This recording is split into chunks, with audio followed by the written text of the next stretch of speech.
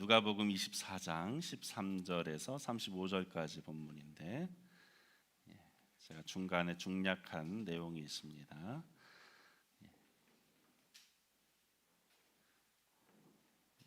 한 절씩 교독합니다. 제가 먼저 읽고 여러분이 읽고 교독하겠습니다.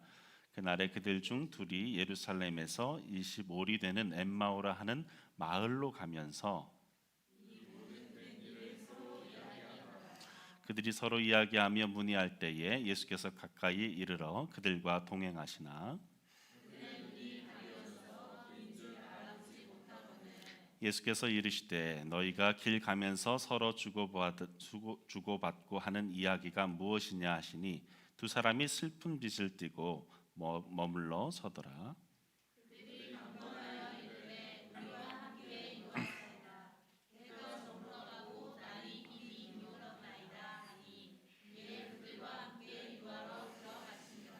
그들과 함께 음식 잡수실 때에 떡을 가지사 축사하시고 떼어 그들에게 주시니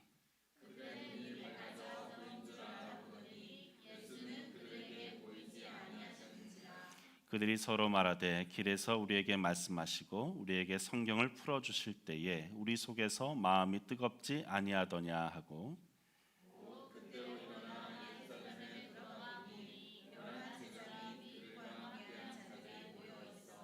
말하기를 주께서 과연 살아나시고 시몬에게 보이셨다 하는지라.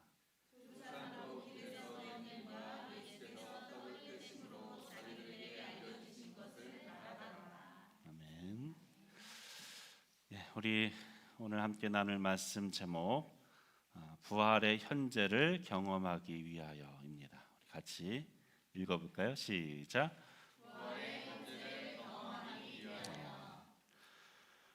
부활에 관한 그리스도인들의 믿음을 이야기하면서 한 신학자는 그들의 믿음의 문제를 이렇게 지적했습니다. 부활의 신앙에 대한 그리스도인들의 문제는 그들에게 과거와 미래 오직 두 개의 시제만 존재한다는 사실이다. 무슨 뜻일까요? 많은 사람들이 과거에 오래전에 2000년 전에 예수님이 부활하셨다는 사실을 믿습니다. 그리고 그 예수님을 따라 믿는 우리도 장차 우리도 그 예수님처럼 부활케 되어질 것을 믿습니다. 그런데 문제는 그들에게 현재가 없다는 거예요. 부활하신 주님과 동행하는 현재의 삶, 부활의 능력, 주님이 나에게 역사하는 그 현재가 빠져 있다는 것이죠.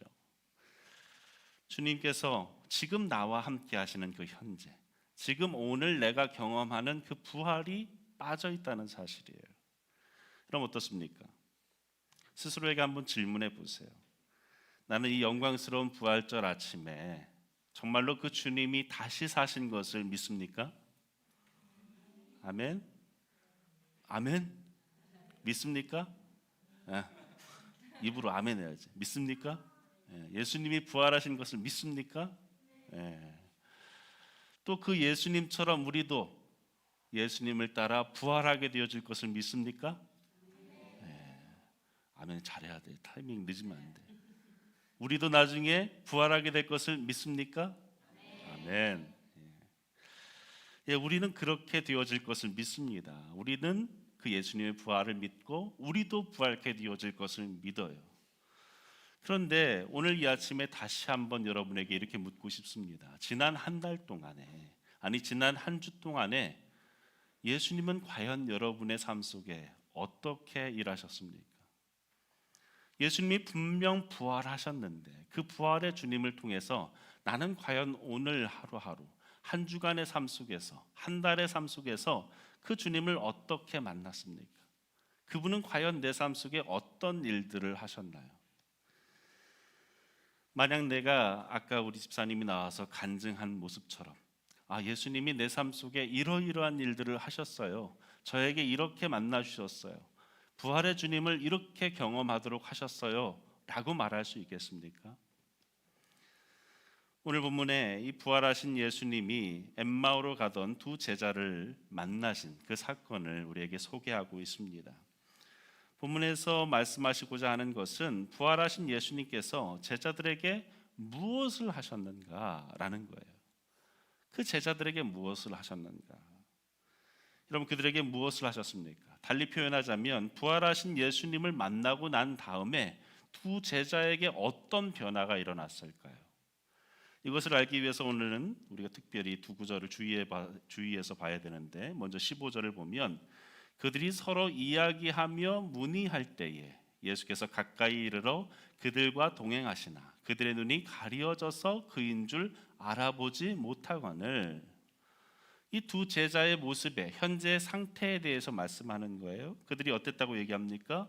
너무 슬픔에 빠져 있었다. 너무 큰 슬픔에 빠져 있었다.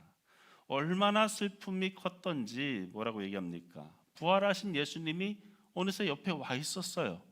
와 있는데 그 예수님을 못 알아본 거예요. 심지어 예수님이 말까지 걸었어요. 무슨 얘기를 하는 거예요? 하면서 물어보시는데도 예수님을 못 알아봤어요. 그 예수님의 제자들이었는데 수년 동안 같이 지냈는데 그 부활하신 주님을 못 알아봤다는 거죠. 왜요?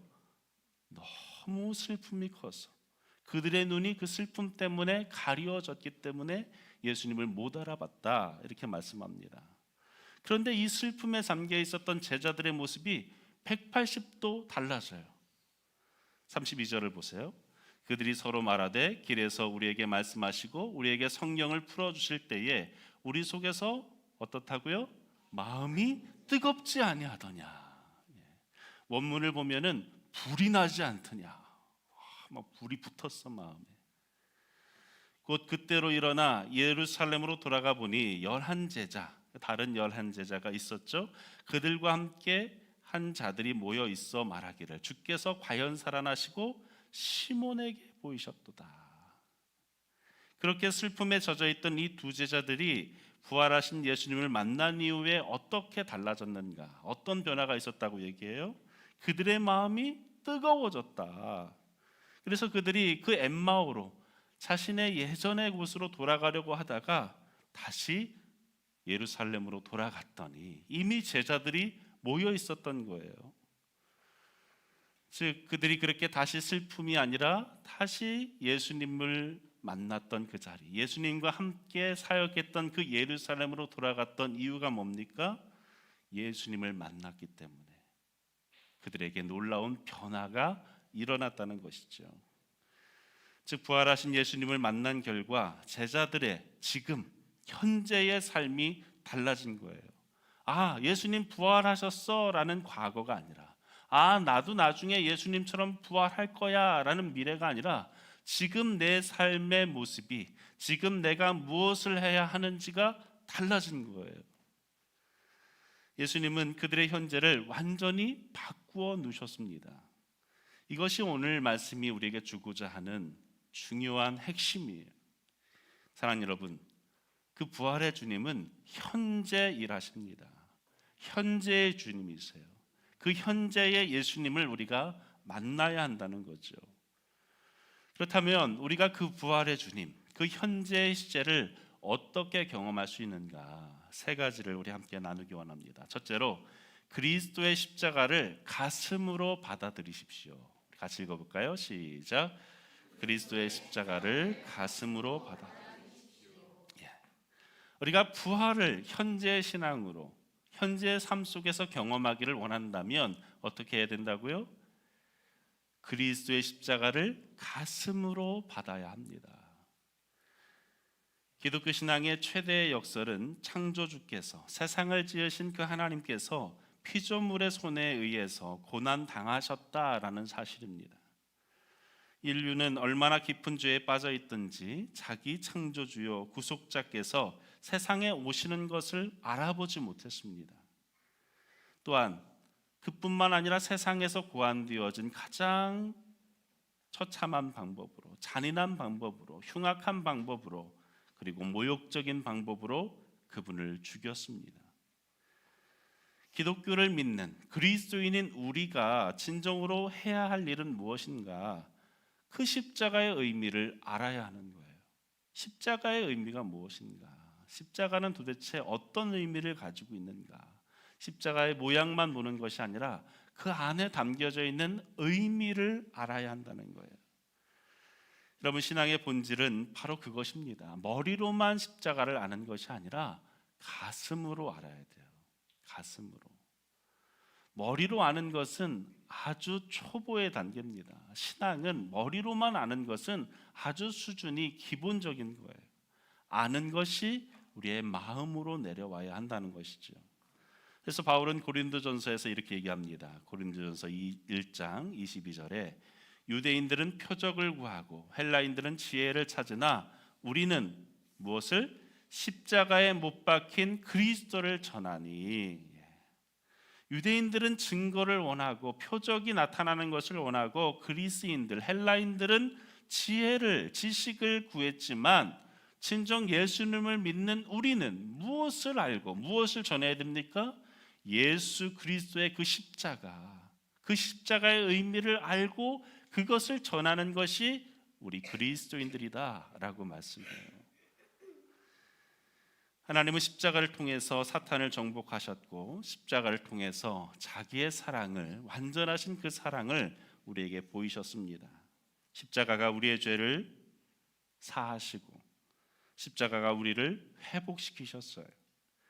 타락한 피조물에 대한 하나님의 넘치는 사랑과 우리를 회복시켜서 본래 의도하신 그 창조의 목적대로 우리를 회복시켜 주신 그 은혜, 모두 십자가를 통해서 이루어진 거예요. 그러나 만약 우리가 이 그리스도의 십자가를 단순 머리로만 이해한다면 그 은혜는 우리에게 임할 수가 없습니다. 가슴으로 받아야 돼요. 사랑하는 여러분, 예수님의 그 십자가를 가슴으로 받아들이시길 바랍니다. 마음으로 받아들이시길 바랍니다. 그럼 어떻게 십자가를 가슴으로 받아들일 수 있는가? 십자가 가슴에 빡 해야 됩니까? 어떻게 될까요? 어떻게 가슴으로 십자가를 가슴에 받아들일 수 있을까요? 중세 시대의 영성학자 중에 이나시오 로율라라는 분이 있어요. 이분이 우리에게 이러한 방법을 제안합니다. 첫째는 갈보리에 직접 가서 거기에서 십자가에 달리신 그리스도 주님을 만나봐라. 요즘에는 VR 가상 체험이라는 게 있어요. 그것을 탁 쓰면 현실과 구분이 안 될 정도로 실감 나잖아요. 근데 VR보다 더 확실한 게 있어요. 뭔지 압니까? 우리의 상상력이에요. 사람의 상상력은 그 무엇보다도 초월합니다. 특히 어린아이들의 상상력은 더 초월하잖아요. 어른들은 좀 상상력이 없어. 시시합니다. 상상해봐야 내일 뭐 먹지? 이 정도 상상하는데 우린 어린아이들의 상상력은 엄청나잖아요. 꿈을 꿔도 다르잖아. 하늘을 막 날아다니고. 그죠? 안 그런가? 우리가 실제로 생각해 보는 거예요. 십자가에 달리신 그 예수님, 그 현장으로 상상하면서 가보는 거예요. 예수님이 십자가에 달려 있어요. 군병들이 둘러싸고 있어요. 창을 들고 있는 그 군인들, 그 주변에 여자들이, 여인들이 예수님을 슬퍼하면서 울고 있어요. 그 장면 속으로 가는 거예요. 그리고 나도 그 예수님의 그 십자가 밑에 가는 거죠. 그리고 예수님을 올려다보는 거예요. 둘째로 그는 얘기합니다. 그렇게 예수님을 만나고 어떻게 해야 되는가? 그곳에서 십자가에 달려 죽으시는 그 주님과 대화하라는 거예요. 주님 앞에 물어보라는 거죠. 예수님, 창조주이신 주님께서 왜 십자가에 달려 죽으셔야 했습니까? 예수님 왜 십자가에서 죽으셨나요? 그리고 그 십자가 위에서 그 쇠잔한 목소리, 고통 가운데 울부짖는 그 나약해진 그 음성을 통해서 우리는 들어야 합니다. 내가 너를 위해서, 내가 너를 사랑하기 때문에 이 십자가에 달렸단다. 너의 죄를 사하기 위해서. 네가 그 죄를 그대로 가지고 있으면 죽을 수밖에 없기에 내가 너의 그 죄를 다 짊어지고 이 십자가에서 죽었단다. 우린 지난 금요일에 예수님의 그 순환에 대한 짤막한 영상을 봤어요. 한 4분 정도 되어지는데 제가 영상은 보여줘야겠고, 그런데 우리 아이들이 같이 예배드리니까 좀 관람 등급을 좀 지켜야 되잖아요. 관련된 영화를 한 10편 정도를 찾아봤어요. 제가 새벽 3시까지 그거 고른다고 한참을 고르다가 사실 멜 깁슨의 패션 오브 더 크라이스트를 보여주고 싶었지만 18세 이상이 봐야 하기 때문에 보여줄 수가 없었어요. 저는 그 영화를 다시 보면서 밤에 혼자서 그 영화를 보면서 두 가지 사실을 마음속에 다시 한번 새기게 되었습니다. 첫째는 그리스도의 고난이 얼마나 실제적인지, 그 고통이 얼마나 컸던지를 다시 한번 마음에 새기게 되었어요. 저는 성경을 누구보다, 어떤 목회자들보다 많이 공부했다고 자부합니다. 10년 했으면 많이 한 거 아닙니까? 그리고 현재도 누구보다도 성경 한 구절 한 구절을 최선을 다해서 연구하고 있다라고 자부합니다. 그런데 그 영상을 다시 대하면서 내가 너무 십자가의 그 고통을 문자적으로 이해하고 있었구나. 그 고통이 얼마나 컸는지를 내가 잊어버리고 있었구나 라는 사실을 알게 되었어요. 어떤 분들은 얘기합니다. 나 그 영상 못 보겠어요. 나 그거 다시는 못 보겠어요. 아니요, 봐야 합니다. 못 볼 수 있죠. 똑바로 못 볼 수 있어요. 하지만 눈을 가리더라도 다시 봐야 합니다. 얼마나 그 십자가가 참혹했는지, 얼마나 큰 고통이었는지를 알아야 합니다. 둘째로 제가 느낀 것은 무엇인가? 그 안에서 내 죄가 얼마나 중한지를 알게 되었어요. 내 죄가 얼마나 크면 예수님이 그렇게 죽으셔야 되는가? 쉽게 용서받을 수 없는 죄였구나. 저렇게 참혹한 십자가를 통해서만 용서받을 수 있는 큰 죄를 내가 지었었구나. 세 번째로 내가 알게 되어진 것은 거기에 하나님의 놀라운 사랑을 다시 깨닫게 되었어요. 하나님이 나를 이렇게 사랑하시는구나. 하나님이 너무나 사랑하셔서 당신의 독생자 아들이신 예수님을 나를 위해 십자가에 죽으시게 했구나. 여러분, 이것을 그냥 우리가 관념적으로 그냥 알아왔던 지식으로 이해하면 이해할 수가 없어요. 도무지 이해할 수 없는 내용입니다. 한번 생각해 보세요. 내 자식을 그렇게 죽일 수 있겠습니까? 그 살리려고 하는 대상이 또 어떻습니까? 흉악한 죄인을, 내 자식을 내어주면서 대신 죽일 수 있겠습니까? 참혹한 방법으로, 가장 잔인한 방법으로 그렇게 죽일 수 있겠습니까? 이해할 수 없죠. 있을 수 없죠. 만약 내가 그런 마음이 있어서 그렇게 하겠다고 하면 옆에 있는 사람들이 만류하고 정신병원에 쳐넣겠죠. 도무지 이해할 수 없는 일이 우리를 위해 일어난 거예요. 왜요? 우리를 사랑하기 때문에, 그냥 두면 죽기 때문에 우리를 살리시기 위해 당신의 아들이신 예수님을 십자가에 죽게 하셨다는 거예요. 그래서 예수님은 그 고통이 얼마나 크셨는지 겟세마네 동산에서 어떻게 기도하셨습니까? 땀방울이 핏방울이 되어서 쏟아질 정도로. 땀을 흘리면 투명하잖아요. 예수님은 피를 흘리며 기도하셨어요. 왜? 그 고통이 얼마나 큰지를 아셨기 때문에. 그럼에도 불구하고, 그 고통이 얼마나 큰지를 아심에도 불구하고 예수님은 죽으셨어요. 왜요? 우리를 사랑하셔서, 로운이를 사랑하셔서, 지우를 사랑하셔서. 저는 그 새벽에 이 세 가지 사실을 깨닫고 그 좁은 방 안을 막 걸어 다니면서 기도했어요. 눈물이 툭툭 떨어지는데 일부러 닦지 않았어요. 여기에 보통 제가 속옷 입고 자니까요. 여기 흠뻑 젖어 있는 채로 침대에 앉아서 기도했습니다. 주님, 나를 위한 그 사랑이 이렇게 크네요. 내 죄가 그렇게 중했네요. 사랑하는 여러분, 그 주님이 여러분을 사랑하셔서 십자가에 달려 죽으셨어요. 이것을 그냥 우리가 수없이 수백 번, 수천 번 들어왔던 단순한 문장이 아니라 여러분의 가슴으로 받아들이시길 바랍니다. 요한 셰플러는 말합니다. 그리스도의 십자가를 가슴으로 받아들이는 것에 대해서 이렇게 얘기하는데, 하나님은 당신 안에서 태어나야 한다. 그리스도가 베들레헴에서 1000번 태어난다 해도 아직 당신 안에서 태어나지 않는다면 당신은 여전히 잃어버린 자이다. 외적인 것은 도움되지 못한다.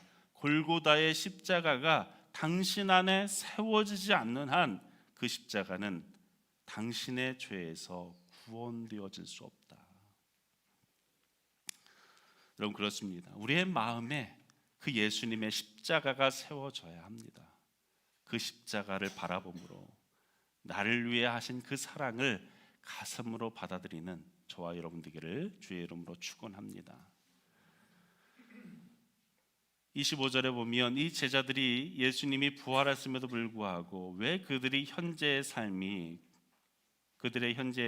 고통과 낙심, 슬픔에 빠져 있었는지를 얘기하는데, 25절 다시 보면 이르되 미련하고 선지자들이 말한 모든 것을 마음에 더디 믿는 자들이여, 그리스도가 이런 고난을 받고 자기의 영광에 들어가야 할 것이 아니냐 하시고. 이유가 뭡니까? 십자가를 몰랐기 때문이라고 얘기해요. 십자가를 느끼지 못했기 때문이라고. 사랑하는 여러분, 오늘 그 십자가를 마음으로 받고 느낄 수 있기를 바랍니다. 둘째로, 우리가 부활의 능력을 경험하면서 현재의 삶 속에서 그 십자가를 누리며 살기를 원한다면 부활하신 그리스도를 당신의 삶 가운데 초대해야 합니다. 같이 읽어볼까요? 시작. 우리 16절 같이 읽습니다. 시작. 그들의 눈이 가려져서 그인 줄 알아보지 못하거늘. 이미 말했죠. 예수님이 옆에서 같이 동행하고 있는데, 심지어 대화도 같이 나눴는데도 그들이 예수님을 알아보지 못했어요. 왜냐하면 그들의 눈이 가려졌기 때문에. 그런데 놀라운 변화가 일어났죠. 30절에 그들이 함께 음식을 잡수실 때에 떡을 가지사 축사하시고 떼어 그들에게 주시니. 31절 함께 있습니다. 그들의 눈이 밝아져 그인 줄 알아보더니. 떡을 떼어서 주니까 알아봤대요. 야, 역시 먹는 거에 장사 없어.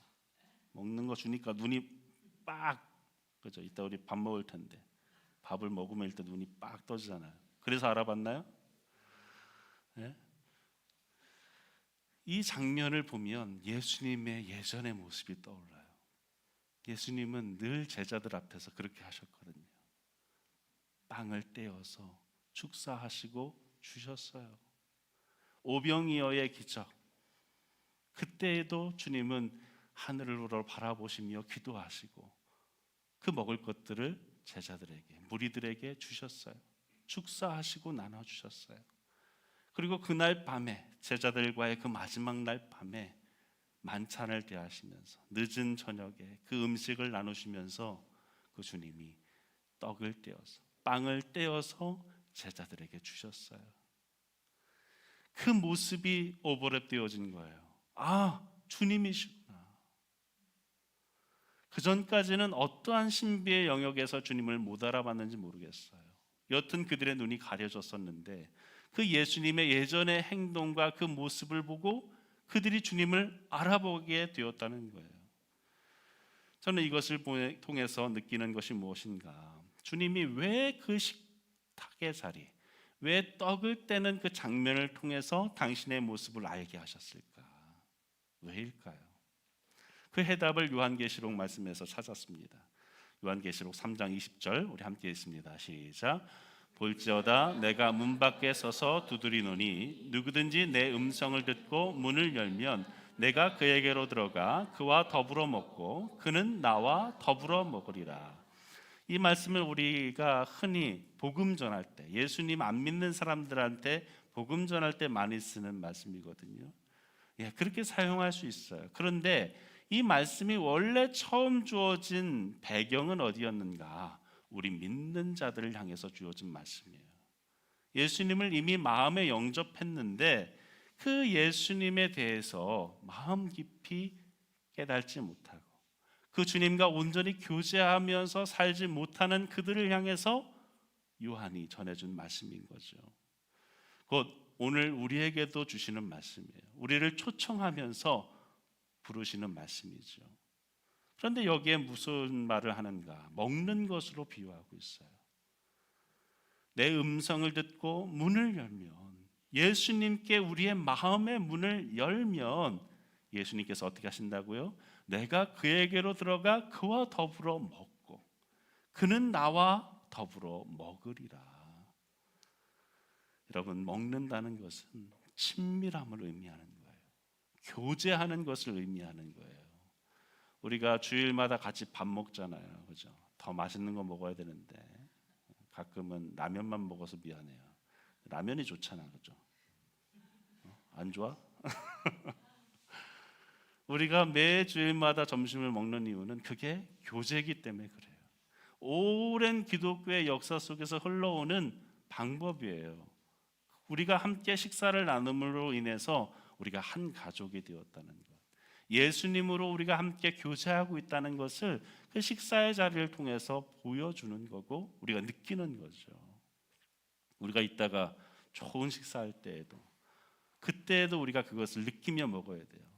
아, 고기 맛있네 만 느끼는 게 아니라 우리가 이렇게 사랑의 공동체구나, 이렇게 함께 할 수 있는 가족이구나. 그래서 가족을 뭐라고 얘기해요? 다른 말로 식구, 그죠? 음식을 입에 집어넣는, 함께 나누는 그러한 사람들의 모임이 식구잖아요. 가족이에요. 음식 같이 안 먹으면 가족 아니에요. 그래서 예수님은 우리에게 그것을 보여주신 거예요. 그런데 요한이 이 요한계시록에서의 이 말씀을 준 이유가 있어요. 특별히 요한계시록에 보면 여러 교회들을 향해서 말씀을 주는데 이 말씀은 어떤 교회에게 주었냐면 라오디게아 교회라는 교회가 있었어요. 이미 좀 어려워, 그죠? 라오디게아 교회. 이 교회는 문제가 있었는데 사실 여러 교회 중에 부자 교회였어요. 라오디게아라는 지역 자체가 부자 동네였어요. 오늘날로 말하면 뭐 강남이나 뭐 뉴욕 뭐 이런 곳이죠. 근데 그들에게 부족한 것 하나가 있었어요. 엄청난 부자인데 부족한 것이 있었는데 뭐냐 하면 물이 나지 않았어요. 그래서 이들이 어떻게 했는가? 북쪽으로 11km 떨어진 히에라폴리스라는 곳에서 이 온천수를 받았어요. 11km나 되어지는, 지금은 지하로 관을 매립해서 가져올 수 있지만 이 위로 흐르는 물로 그 관을 만들었어요. 그런데 문제는 뭡니까? 온천수가 처음에 올 때는 뜨겁죠. 그런데 11km라는 먼 거리를 오면서 그 물이 어떻게 됐을까요? 식어지는 거예요. 그래서 그들의 신앙을 빗대어서 너희가 뜨겁든지 차갑든지 하거라 라는 비유를 하기 위해서 이 비유를 얘기하셨죠. 또 그들은 남쪽 골로새에서 차가운 물을 또 끌어왔어요. 그것도 역시 10km가 넘는 그 거리에서 차가운 물 역시도 가져왔어요. 근데 찬물은 또 다른가요? 찬물도 마찬가지죠. 처음에는 차가웠는데 계속 오다가 보면 미지근해지는 거죠. 주님 말씀합니다. 너희가 차든지 덥든지 하라. 너희의 상태가 너무너무 미지근해서 내가 너희를 토해 내치겠구나. 우리 애들 물 먹는 거 보면 찬물을 좋아해요. 정수 보면 항상 냉수야. 냉수가 나는 깜짝 놀라는데 미지근한 물은 아이들도 먹기 싫어하는 거죠. 주님은 우리의 신앙에 대해서 빗대어서 말씀하신 거예요. 너희의 신앙이 그렇게 미지근하면, 나를 사랑하는지 안 사랑하는지 모를 정도로 그렇게 하면 내가 너를 토할 수밖에 없다. 내칠 수밖에 없다. 나를 뜨겁게 사랑하거라 라고 말씀하시는 거예요. 라오디게아 교회는 앞서 얘기했듯이 부자였습니다. 옷감과 염색 재료, 안약을 생산하고 문명이 발달한 도시였어요. 그것을 아신 주님은 말씀합니다. 나는 부자다. 나는 부족한 것이 없다. 너희가 그렇게 말하지만 너희 스스로를 볼 수 있어야 된다. 너희의 벌거벗음을, 너희의 수치를 보거라. 제발 안약을 사서 눈에 넣어라. 제발 눈을 떠서 나를 보거라. 사랑하는 여러분, 우리가 그 주님을 볼 수 있길 바랍니다. 그리고 그 주님과 매일의 삶 속에서 교제하는 여러분 되길 바랍니다. 그 주님이 내 마음에 오시도록 마음 문을 활짝 여세요. 그러면 그분이 우리와 함께 더불어 먹겠다라고 약속하십니다. 여러분, 부활의 능력을 경험하기 원하십니까? 그렇다면 그 주님을 여러분의 식탁의 자리로 초대하세요. 날마다 우리에게 양식을 주시는 그 노래를 부르면서 로버트 멍어의 내 마음 그리스도의 집이라는 책이 있어요. 짧은 책입니다. 어린이를 위한 내 마음 그리스도의 집이라는 책이 있어요. 우리 어린아이들, 어린 자녀들을 위해서 사서 읽혀주시면 좋겠습니다. 이 책의 내용은 저자가 집에 비유해서 예수님과 우리의 마음을 비유해서 우리에게 소개하는데, 어느 날 정신없이 이 주인공이 살다가 1층 응접실에서 소리가 나는 거예요. 그래서 바쁘게 뛰어 내려갔더니 거기에 예수님이 벽난로를 켜고 앉아 계신 거예요. 그 응접실이 우리의 마음을 상징하는 거죠. 예수님이 찾아오신 거예요. 그 벽난로 곁에서 예수님은 그렇게 우리를 어느 날 불현듯 찾아오십니다. 어느 때는 애를 쓰고 주님 나를 만나주세요. 예수님 믿고 싶어요. 목사님도 그랬던 기억이 나요. 주님 좀 만나고 싶어요 하면서 정말로 간절히 기도했던 기억이 나요. 그런데 그렇게 만나지 않았던 것 같아요. 어느 날 슬며시 주님이 다가오셨어요. 어느 날 슬며시 저를 찾아왔던 그 주님을 만났던 기억이 납니다. 이 책의 주인공도 그렇게 주님을 발견합니다. 예수님이 말씀하십니다. 얘야, 너의 집에서 지금 뭔가 고약한 냄새가 나는 것 같아. 아니, 고약한 냄새라뇨? 그런 거 없는데요. 그래서 한참을 그 1층 응접실 주변을 막 찾아봤어요. 그런데 냄새 날 만한 것이 없어요. 2층으로 좀 가보자꾸나. 2층으로 갔어요. 우리는 1층에서 한 층에서 살지만 외국 사람들은 대체로 2층에 살아요. 여러분 나중에 2층 집에서 살면 2층으로 올라갔더니 침실이 있어요. 저 침실에서 냄새가 나는 것 같다. 원래 침실은 어때요? 손님이 와도 침실은 잘 안 보여주잖아요. 비밀스러운 공간이잖아요. 저긴 좀 안 되겠는데요. 아니야, 저기에서 냄새가 나는 것 같아. 그래서 그 방문을 열고 들어갔어요. 그런데 그 방 안에도 뭔가 특별한 것이 없어 보였어요. 예수님 말씀합니다. 저 벽장 안에서 냄새가 나는 것 같단다. 저 벽장을 좀 열어보지 않겠니? 그 벽장 속에는 이 주인공의 비밀스러운 상자가 있었어요. 그리고 그 상자를 자물쇠로 채워 놓았습니다. 주님은 그 상자마저도 열라고 하세요. 야, 이 안에서 냄새가 나는구나. 좀 열어보거라. 주님, 이것은 내 부모님한테도 안 보여준 거예요. 아무에게도 보여주지 않았던 거예요. 예수님은 조용히 기다리십니다. 그리고 말씀하세요. 분명 여기에서 냄새가 난다. 결국 그는 자물쇠를 열지요. 이런 무엇을 의미할까요? 주님과 교제한다는 것은 매일 주님과 만나는 거예요. 나의 가장 은밀한 곳에서 만나는 거예요. 나의 가장 비밀스러운 곳에서 그분을 만나야 합니다.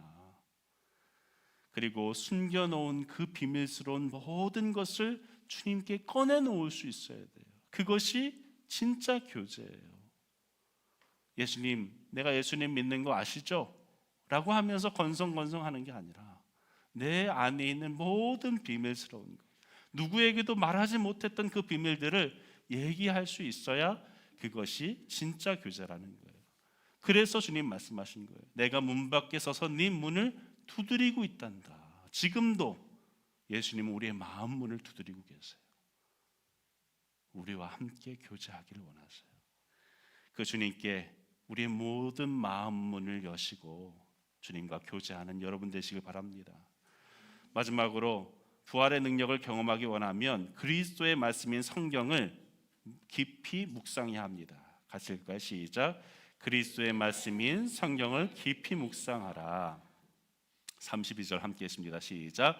그들이 서로 말하되 길에서 우리에게 말씀하시고 우리에게 성경을 풀어주실 때에 우리 속에서 마음이 뜨겁지 아니하더냐 하고. 힘내세요. 거의 세 번째 셋이면 끝이 나는 거예요.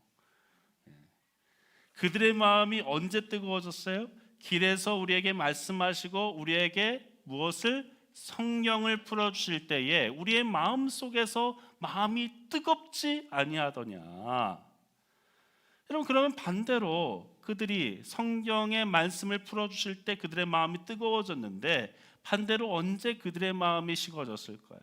언제 그들의 마음이 슬픔에 빠졌을까요?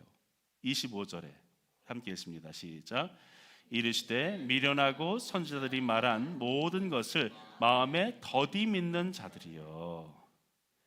예수님이 이미 부활하셔서 그들 옆에 서 계셨는데도 그들은 왜 슬픔에 잠겨 있었는가? 두 가지 이유를 말해요. 첫 번째는 미련했기 때문이에요. 미련했기 때문에. 성경에서 미련함이라는 단어는 지능이 낮은 것을 말하는 게 아니라 영적으로 무지한 것을 의미해요. 성경을 읽어도 육신적으로만, 지식적으로만 이해하고 영적인 깨달음이 없는 상태. 성경을 아무리 읽는데 그 성경 말씀 속에서 주님의 은혜를, 하나님의 은혜는 생각지 못하고 지식적으로만 대하는 그러한 상태. 이것이 바로 미련한 것, 무지한 것, foolish. 여러분, 교회 생활에서 가장 중요한 것이 무엇입니까? 바로 이 예배 시간에 하나님의 말씀을 듣는 거예요. 듣는 때에 이것을 어떻게 들어야 됩니까? 마음으로 들어야 돼요. 미련한 상태가 아니라 마음으로. 제가 이야기하지만, 언제나 얘기하지만 저의 말로 듣지 말고 하나님의 말씀으로 들어야 합니다. 어떤 분들은 제가 간혹 설교를 하고 난 뒤에 이런 얘기하세요. 목사님, 저에게 하는 말씀 같았어요. 저에게 찌르는 말씀 같았어요. 이런 말씀을 하시는 경우가 있어요. 제가 장담하건대 저는 어느 한 개인을 향해서 말씀을 준비해 본 적이 없습니다. 준비한다면 저 자신을 향해서 준비한 적은 있어도 저 사람을 향해서 내가 말씀을 준비해야지 한 적이 한 번도 없습니다. 만약에 그렇게 느꼈다면 우리 모두가 느끼는 거예요. 사랑하는 여러분, 저를 보지 마세요. 저는 연약합니다. 죄도 많고 속도 좁고 부족한 자입니다. 저의 말로 듣지 말고 하나님의 말씀으로 들으세요. 영적으로 듣고 깨달을 수 있길 바랍니다. 두 번째 이유는 더디 믿음입니다. 말씀을 받긴 받았는데 반응이 느린 거죠. 제가 목회하면서 보면은 이런 경우들이 있어요. 10년을 믿었는데도 안 바뀌는 경우가 있어요. 그런데 1년 만에도 바뀌는 경우가 있어요. 아주 어린 신앙인데도 금방 달라지는 이가 있고, 수십 년을 믿음 생활했는데도 하나도 바뀌지 않는 분들을 봐요. 너무너무 안타깝습니다. 여러분, 교회 생활의 본질은 뭡니까? 본질은 하나님과 우리와의 관계예요. 다른 모든 것은 다 핑계입니다. 누가 나에게 섭섭하게 해서 내 신앙이 자라지 않는다, 목사에게 섭섭해서 시험에 든다, 다 핑계입니다. 정말로 중요한 것은 하나님과 나와의 관계예요. 환경 탓, 누구 탓, 관계 탓할 것이 아니라 핵심은 하나님과 나와의 관계예요. 그 관계 안에서 나는 매일매일 얼마나 자라가고 있는가. 사랑하는 여러분, 어떻습니까? 나는 매일매일 자라가고 있습니까? 제가 바라는 것은 여러분의 신앙이 하루에 한 걸음씩만 자라갔으면 좋겠어요. 조금씩만, 어제보다 조금만 더 자라날 수만 있으면 됩니다. 사랑하는 여러분, 부활하신 주님은 오늘 우리에게 나타나신 줄로 믿습니다. 오늘 이 주님을 만나기만 하면 우리의 삶은 달라집니다. 아멘. 이 부활의 주님을 만나면 여러분의 삶이 달라질 줄로 믿습니다. 아멘. 오늘 이 마음을 가지고 이 부활주일에 또 우리의 남은 평생에 힘있게 살아가는 저와 여러분 되기를 주의 이름으로 축원합니다. 우리 기도하겠습니다.